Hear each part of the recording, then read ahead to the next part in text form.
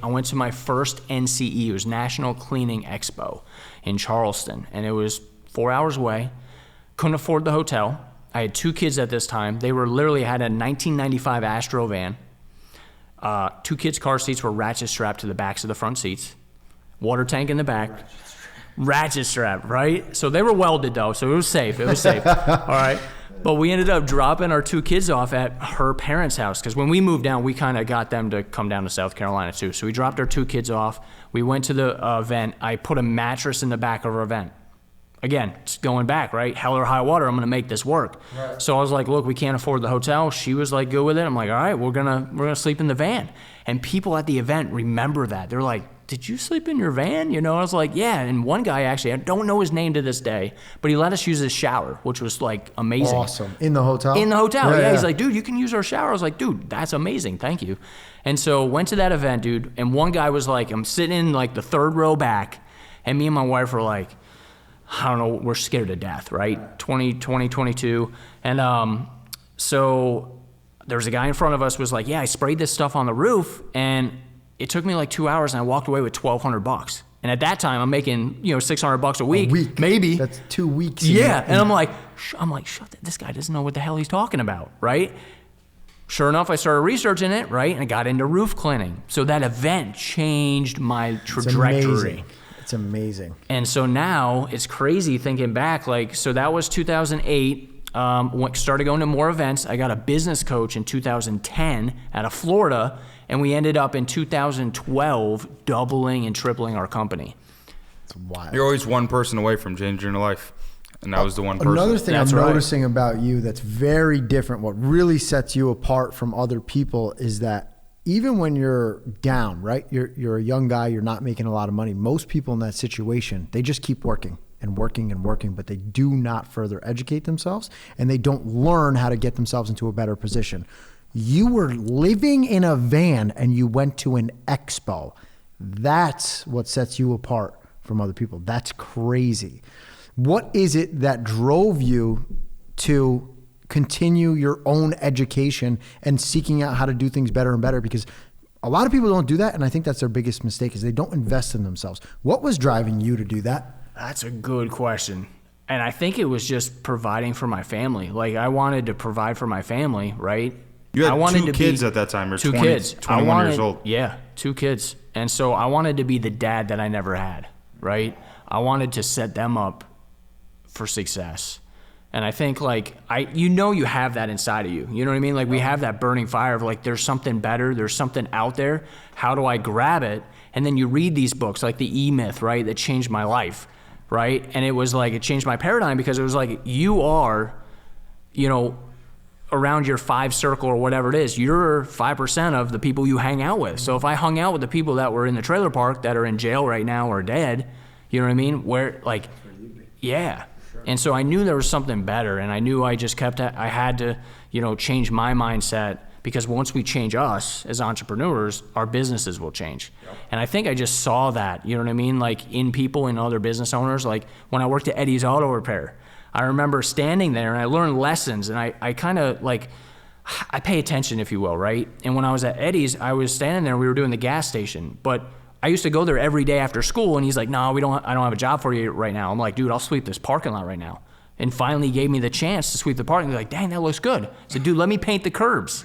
All right, let me do that. That looks amazing. And I worked my way up to pumping gas. But I remember standing there, it's cold. I used to get the drinks for the mechanics. And I'm standing there, I got this zip up, jacket, and I got my hands in my pockets. And Eddie would come in, and dude, Eddie's hilarious, right? And so he came in one day, he's like, Pat, what? He's like, what are you doing? I was like, dude, I'm waiting for the next guy. I'm going to pump his gas. I check his oil. I put license plate on, Eddie's Auto Repair. I'm waiting. He's like, no. He's like, put your hands up. And I was like, what? I was like, all right. So I took my hands out of my pocket, put my hands up. He took the stapler off the desk. He stapled my pocket shut.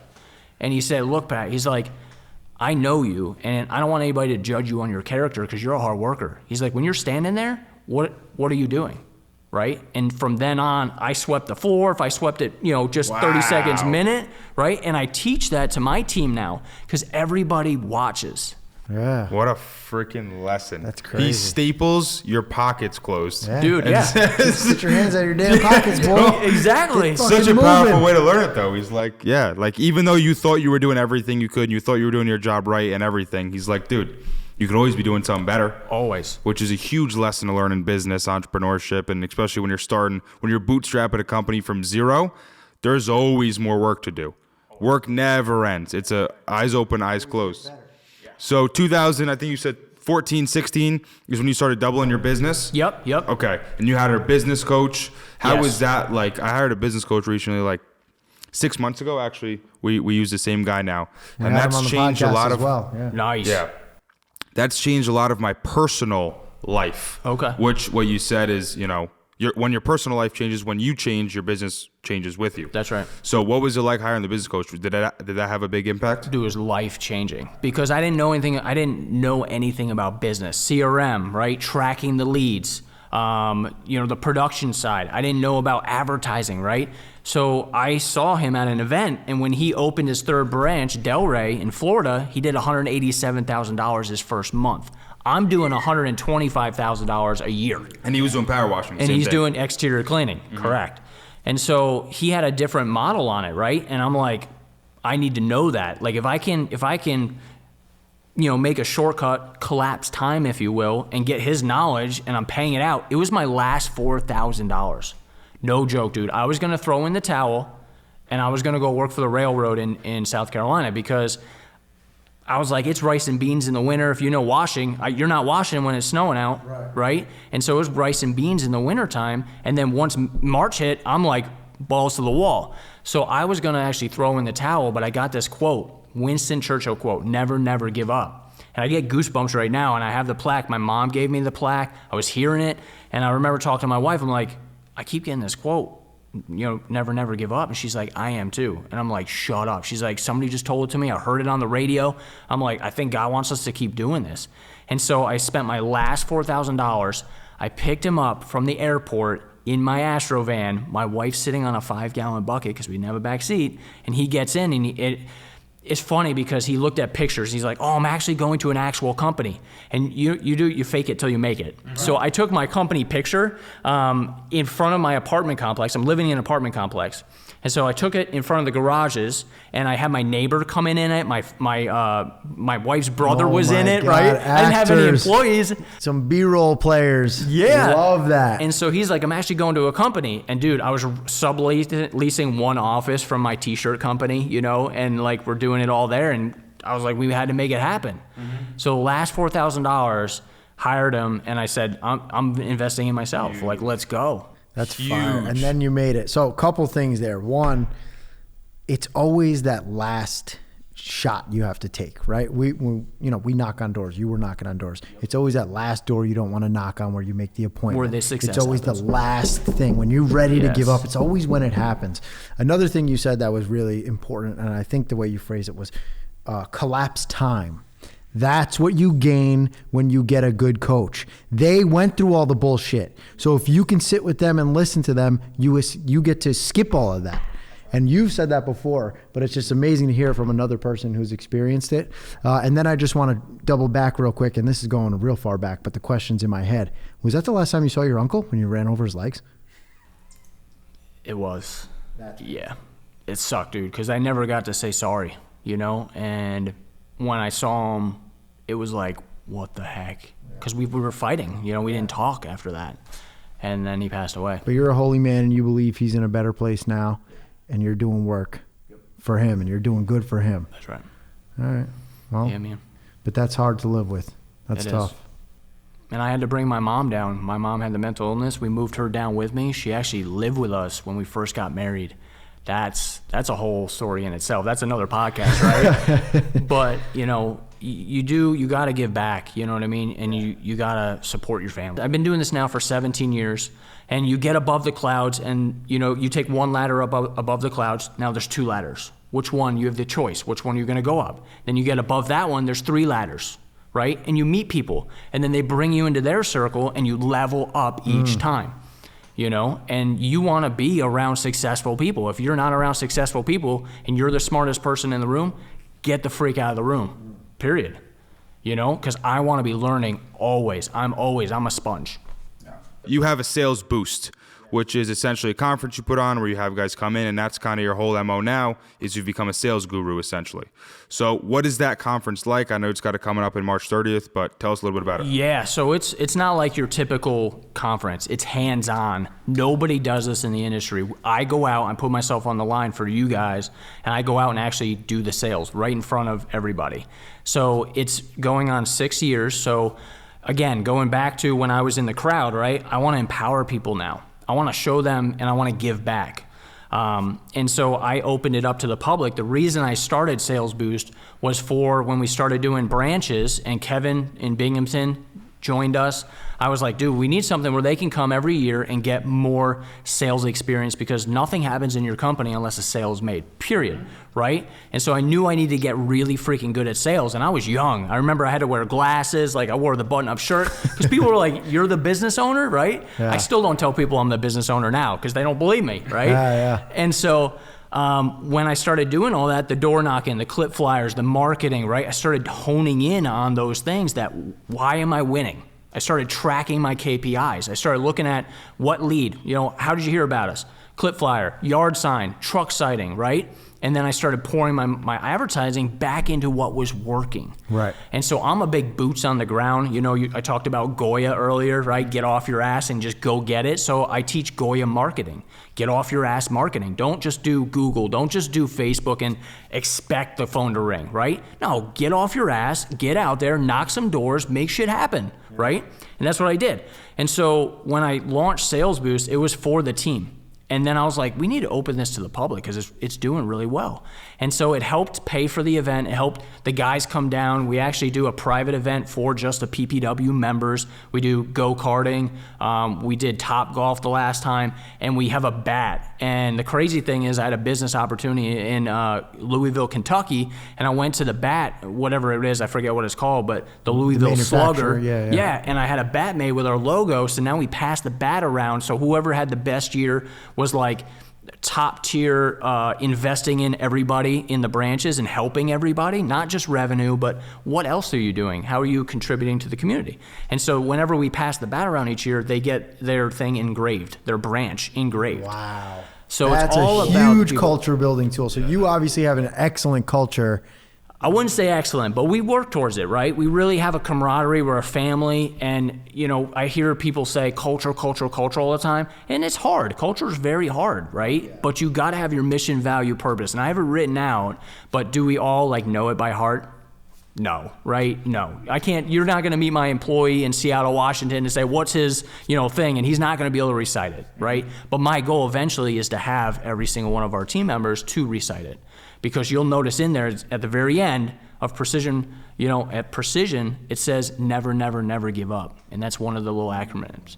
Because you can't. Why? Why give up? There's so much that this world has to offer. And if you can bless somebody else, that's what it's all about. Yeah. We just posted actually a reel today on my Instagram that was when I started what I was doing now and I was a sales rep. When I was getting into it, it was in the beginning for me, it was just make enough money to make money and live. And then it turned into, okay, I want to make a lot of money so I can afford cool shit. And then it became, I want to do this to help other people. And I was saying when it became that, when my mission was like, I want to change other people's lives, I never had more energy. I never worked harder. I never did more things inside of my business than when it started to become about other people.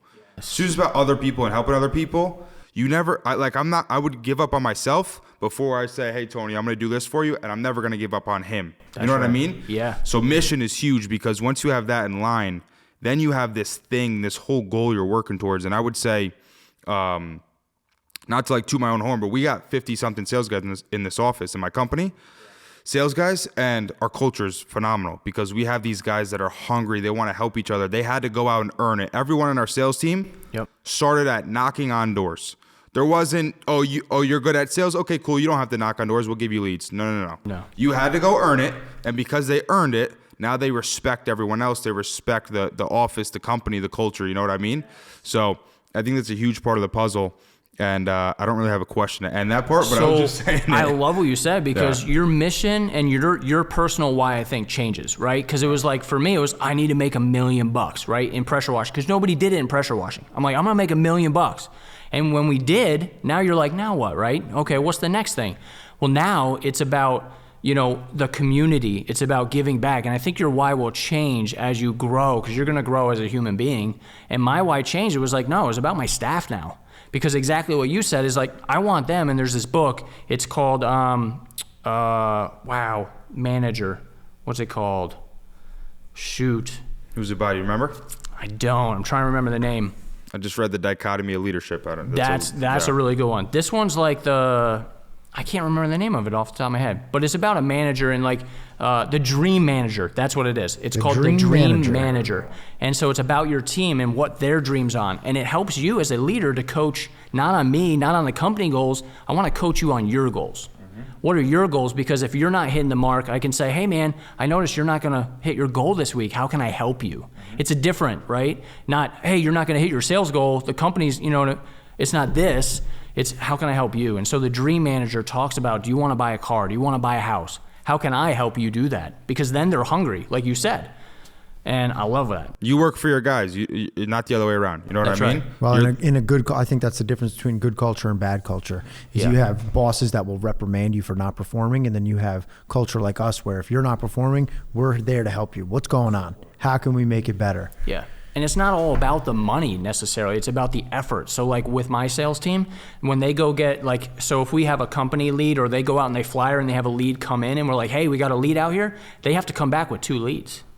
So they have to replicate that lead, you know? Well, I like that. Yeah, because when you go out to the quote, guess what? That person wants it. I guarantee the neighbor does, right? And you're already out there. You already spent the gas to get out there. Get off your ass, go knock on the neighbor's door and say, hey, by the way, Mrs. Smith just signed up. I can give 5 neighbors while I'm in the community an extra $50 off. They're like, hey, and if you don't want it, and this is what I say, and if you don't want it, I completely understand. I know the neighbor will. Oh, Right? The old takeaway. The old FOMO, baby. takeaway, That's that's right. leveraging your time and effort right there. That's right. That's smart. So you got to do those little things, right? And we talk about that in Sales Boost, and we talk about the things that worked for me, genuine things that worked that I did. And again, I'm always learning, right? Right. But the thing about Sales Boost is different because we go out on site. So we're going to have over 150 people at this event. I rented 2 56 passenger buses, coach buses, and we're going to go out to a community and we're going to do 4 quotes on site, and we're going to break up into groups. So we have smaller 30 people, 35 people groups. They're going to have a workbook that we actually had to measure. Like, what are the 5 things that you look at before you even talk to the homeowner before you go in? I have a buyer's guide that we send out. We have Ask the Seal that we send out from every rep, their background check, right? So we break down the barriers before they even get to the quote. They look at our website. They buy from whom they like and trust, right? So my story is on our website. You know, do we give a percentage back to the community? Heck yeah, right? Because they're not buying because they want their house washed. They're buying because they like and trust me and my cause. And I think that's different too. So we're going to show them I don't hold anything back from the basics all the way into commercial. And we do a lot of commercial, a lot. We go, we have 11-hour bubble. We go to Pensacola, Florida, Tennessee, Texas, and we do large apartment complex, $150,000 jobs. Wow. Holy smokes. How much of your business is commercial compared to residential? So we do 60-40. So we do 60 commercial. residential. Oh. Yeah, 60. Because I always say, so in exterior cleaning, residential pays the bills, commercial goes into the bank, right? That's what buys the trucks. Yeah, we're talking. I remember my first commercial job, dude, it was like $42,000. And it was in Alabama, Mobile, Alabama. And dude, me and my wife were like chest bumping. We're so excited. You know what I mean? It's like, dude, my first one. But another crazy story is we ran out of money. I had my first truck. We didn't have the staff to do my first commercial job, and I had a Ranger. I was doing the roof cleaning, and my sales rep, and we hired a temp agency guy to get this job done. So they're washing the building. I'm doing the roof cleaning, and we get halfway. It's a 2-week job. We get halfway through, and I was renting a little Days Inn or whatever it was, extended stay hotel, and dude, we ran out of money. And my wife's like, because it was It was only me, right? And no residential crew at this time. And I said, we ran out of money. So I was going to the gas station every day and filling up. And my one Ranger was wrapped. We did the full wrap on it, non-pressure roof cleaning. On Friday, I'm like, Lord, what do I do? Like, are we just going to pack up, go do residential, then come back? And that looks bad, you know what I mean, on a commercial level. Went to the gas station. Some guy goes, roof cleaning? He's like, nobody does roof cleaning around here, but my roof is dirty. He's like, would you give me a quote? And I'm just like, yeah, right? Now. I'm like, we're actually down the road right now doing a large apartment complex that's cleaning the roofs. I said, I can give you a quote on Saturday. We can do it on Sunday, and I'll keep working. I'm like, holy crap, right? So down to the wire, dude. And like the Magic. $500 Always bucks. how it All I need happens. was $500 for the hotel for the next week. Yeah. So ended up cleaning the guy's roof on Sunday. It paid for the hotel for the next week. Got the job done. Got paid right away. The resourcefulness Wait, is why didn't you guys incredible, just bro. sleep in the Ford Ranger? Right? All right.